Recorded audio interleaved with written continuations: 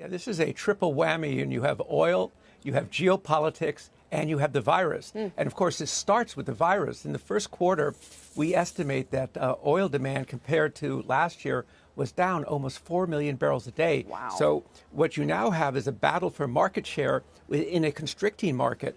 And as you know, you just had the governor with his hand sanitizer. The U.S. is now going to be moving into this thing where people are going to go virtual. They're not going to be traveling. They're not going to have conventions and everything.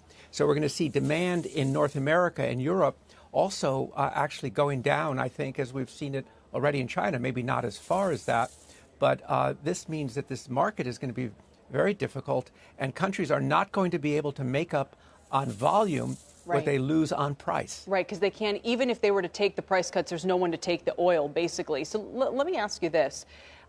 As we move through the year and, you continue to, well, let me put it differently.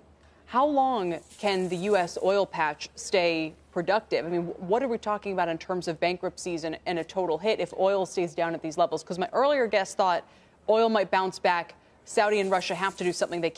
This can't last very long. I'm concerned, what if we're going back to the era of $10 oil?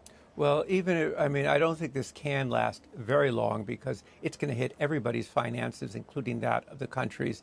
And I think somehow they're going to have to find something to do. But I think the Russians took the view that this impact of the virus was going to continue to unfold and that there was going to be more demand problems. And of course, the Russians also, more than the Saudis, really don't like to see the growth of U.S. shale.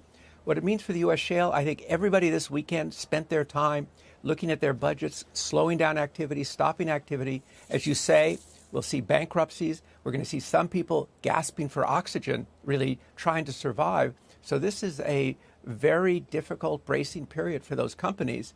And the impact is going to continue until there is some resolution here and the recognition that a battle for market share in a constricting market is not going to get you more money.